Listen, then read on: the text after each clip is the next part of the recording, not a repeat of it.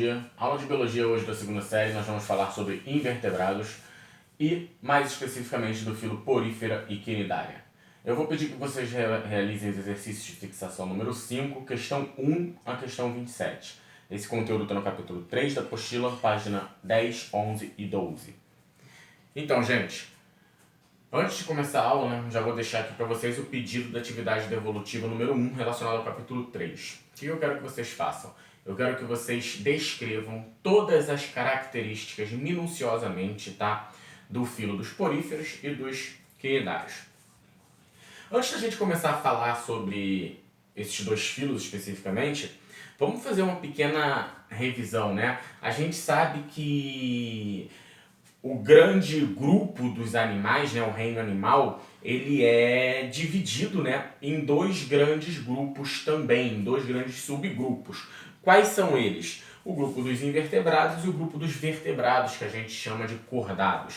E agora a gente vai fazer o estudo desse grupo invertebrado. E aí dentro do grupo dos invertebrados nós vamos ter vários outros grupos divididos em relação às suas características morfológicas e fisiológicas, sempre respeitando a questão evolutiva. E aí nós vamos ter 8 filos dentro desse grupo dos invertebrados. São eles: nós vamos ter os poríferos, quinidários, plateumintos, nematoda, artrópodes, moluscos, equinodermas e anelídeos. Nós vamos ver detalhadamente todos eles, só que hoje nós vamos ver especificamente esses dois, os poríferos e os quinidários. Eu vou procurar passar para vocês sempre na ordem evolutiva, tá? Que eles foram surgindo no planeta. Obviamente que isso tudo são teorias, porém são bem aceitas pelo mundo científico. O primeiro grupo, né, que apareceu, que é o grupo até mais simples que existe dentro dos invertebrados, é o grupo dos poríferos. Eles são bem caracterizados por serem representados por apenas um indivíduo, ou seja, dentro do grupo dos poríferos nós só vamos encontrar as esponjas do mar, que apesar de ter o nome esponja do mar, eles também podem ser encontrados em água doce, no meio do círculo, porém é raro, tá? A sua imensa maioria vive no mar, mesmo na água salgada, e eles são animais filtradores. O que isso quer dizer? São animais que vão filtrar a água do mar, ou seja, tem uma importância ecológica muito grande, tá? Como que eles filtram a água? Essa questão de filtrar a água, de serem considerados filtradores, está ligado diretamente com o meio de alimentação deles e com o meio de troca gasosa que eles realizam. Eles vão realizar potencial energético através do oxigênio e para isso precisam retirar o oxigênio da água. E também precisam tirar a matéria orgânica da água para servir de alimento. E eles são literalmente muito parecidos com esponjas, tem aqueles poros, tá, pelo corpo todo, esses buracos por onde vai entrar a água, e aí essa água vai ser filtrada retirando tanto o oxigênio como a matéria orgânica. E por retirar a matéria orgânica, eles são considerados os filtradores do oceano, tá? Quando a gente fala de ecologia, a gente fala uma questão muito importante que nós vivenciamos há um tempo atrás. Vocês são muito novos, vocês não presenciaram isso, porém, há umas 2 décadas atrás, era muito comum utilizar a esponja do mar como esponja de banho e até mesmo de lavar a louça. Só que isso começou a criar uma certa ameaça a esses seres vivos e foi proibido. Hoje em dia essas esponjas são sintéticas, né, de borracha, de plástico, enfim. Então, falando mais características desse grupo, em relação à sua reprodução, eles vão se reproduzir assexuadamente ou sexuadamente, sendo que a forma mais comum é a assexuada, por brotamento, por germinação, enfim. Já a forma sexuada é quando tem troca gasosa, quando esses espermatozoides eles nadam até o outro ser, ok? E para finalizar, gente, a gente precisa entender que eles estão ali na base evolutiva, né, dos invertebrados, justamente porque eles são muito simples. Para vocês terem ideia, eles não têm nem tecidos verdadeiros. Os tecidos que eles apresentam são considerados tecidos falsos. Eles não têm sistema digestório completo. Eles são bem digamos, limitados quando a gente compara com os outros grupos dos invertebrados, ok? E aí, quando a gente vai para os quinidários, a gente já observa uma maior complexidade em relação à sua fisiologia. A gente já percebe que eles têm tecidos verdadeiros, ou seja, eles começam a ter células e tecidos que vão ter uma funcionalidade em conjunto, tá? Tanto que eles já vão apresentar um sistema digestório mais complexo, ainda incompleto, porém mais complexo. Por que incompleto? Eles não têm boca e ânus, por exemplo. Eles só têm boca e apenas um orifício, que não é denominado boca, obviamente, que é por onde entra o alimento e por onde vai sair também os dejetos, ok? Esses animais, eles são sésseis, tá?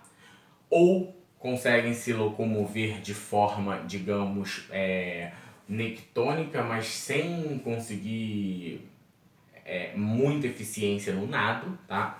Mas eles conseguem se locomover porque eles são classificados em relação à sua forma. Eles podem ser pólipos, como a anêmona do mar, como a hidra, ou podem ser medusas, como por exemplo a água-viva, a vespa do mar, a caravela, ou podem ser colônias, como são os corais, tá?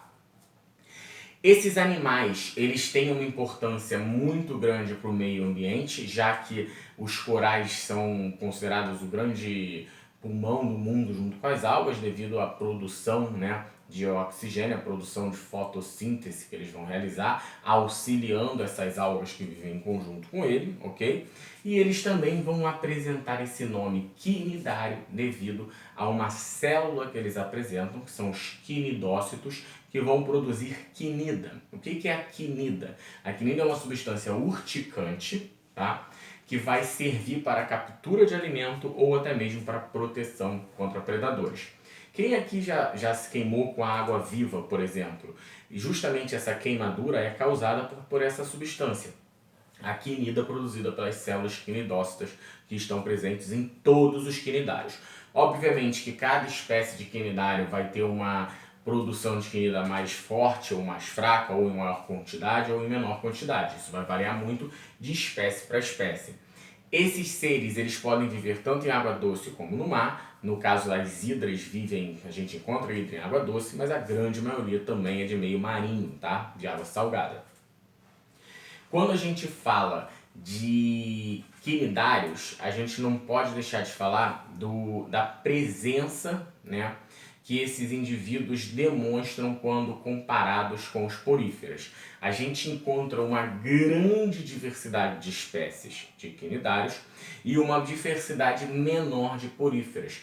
Aí vocês podem estar se perguntando, obviamente, os poríferos só têm um representante, que são as esponjas do mar, só que preste atenção, os poríferos têm um representante, que são as esponjas do mar, mas existem dezenas, se não centenas, de espécies de esponja do mar, ok? No caso dos quinidários é a mesma coisa, só que aí nós vamos ter vários representantes, a anêmona do mar, hidra, as medusas, que são as água-vivas, as vespas marinhas, enfim, caravela e a imensidão de espécies de corais, tá? Quando a gente fala do sistema reprodutor dos quinidários, é idêntico ao sistema reprodutor dos poríferos. Eles vão ter uma reprodução, na grande maioria, assexuada, por brotamento, porém também conseguem fazer reprodução sexuada ali por troca de gametas, ok? Então, gente, quando a gente para pensar em questão evolutiva, qual foi o maior acontecimento nos quinidários que fez eles terem um sucesso evolutivo sobre os poríferos? Foi justamente essa presença de um tubo digestório, mesmo que incompleto, porém já acontecendo uma digestão num processo de um tubo, né, num caminho digestório, enquanto os poríferos ainda realizavam essa digestão intracelular, essa digestão mais simples, menos complexa e menos efetiva. Então, professor, você está querendo dizer que os poríferos eles não têm sucesso hoje? Não, pelo contrário, os poríferos eles têm um sucesso enorme, tanto que eles estão presentes em grande diversidade em qualquer lugar do mundo. Porém, obviamente, tratando-se de questões evolutivas e adaptativas, a gente vê que os quinidários têm uma maior, digamos, concentração dessas adaptações, tá? Porém, para que os poríferos necessitam para viver, eles têm um grande sucesso sim.